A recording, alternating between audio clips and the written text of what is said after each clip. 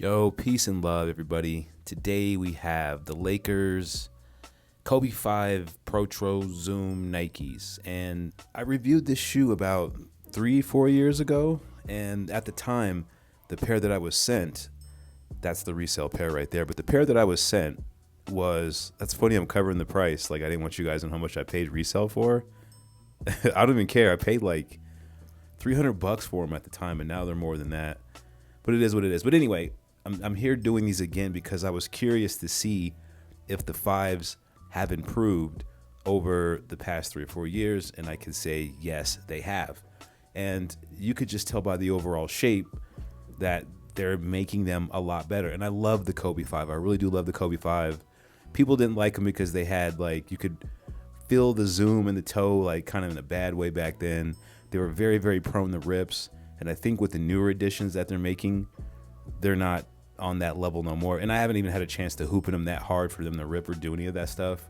But these look really, really good. They like really, really took their time with these. They're probably using a different schematic, I don't know, materials, whatever it is. These look really, really good. And when you're talking about a Kobe 5, they're simple. They break down like this. See that little zoom bag in the 4-foot? It's really tiny. It works, but it's tiny, and it feels like exactly what you're looking at. You got a bigger one in the back, and that one feels good too. It's responsive, but I think they made the one in the 4-foot and the newer Protros a little bigger. And some sources say they removed it. I'm not so sure about that, but the Kobe 5 Protro is one of my top Kobes as far as performance hoops.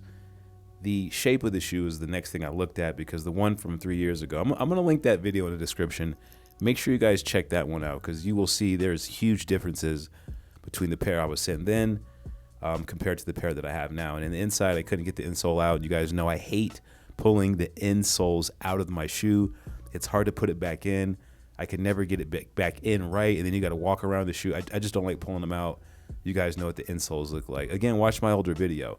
But the first thing I look at is the shape of the shoe. And you can tell, if you've had a couple pairs of Kobe 5s, you can easily tell what is off. And on these, like, look at that toe box. Look at the actual colors. The flyer wire looks good. The bottom of the sneaker looks good and icy. Nothing is bleeding into anything. Everything looks how it should be. And this is the resale pair that I paid $300+ for. And these are good too. I really haven't hooped in these like that. And the retail one is on the right, and it looked like it had a little bit more glue. And look how much these have aged just in like 3.5 years. They're yellowing like kind of fast. Like after 3 years, they look like that. They're like teal now. They're not even icy blue anymore. And that can happen with dirt, but I have not worn them, and I wanted to, but I got other Kobe 5s to wear. I have so many basketball shoes to wear. It's not even funny, guys. But anyway, just look at these two as I compare them. There's really not much different. And here we are in 2024, and the lines are getting blurrier and blurrier, guys. Some of you know what I'm talking about. Some of you don't.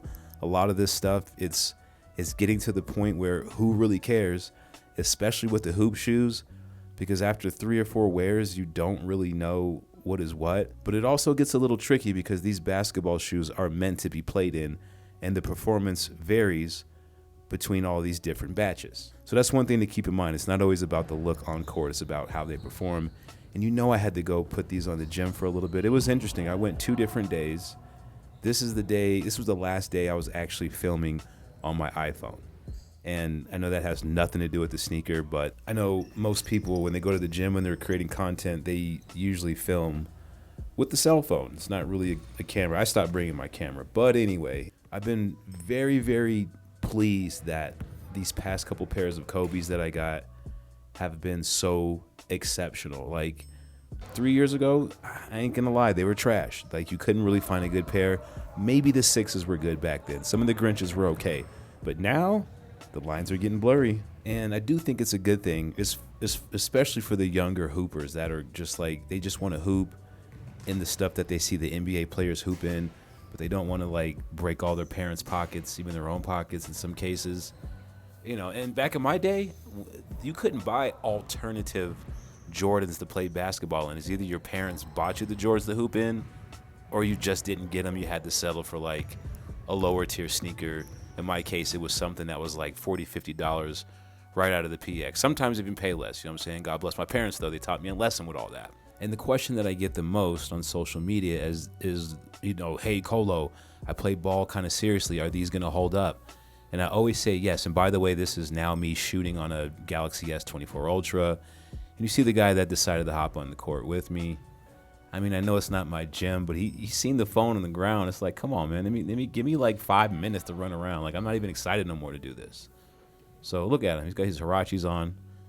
It is what it is. But eventually, everybody did get up out the gym. I do give these Kobe specifically an 8.5 out of 10. I don't know what I'm taking points off of, but I know they're not perfect.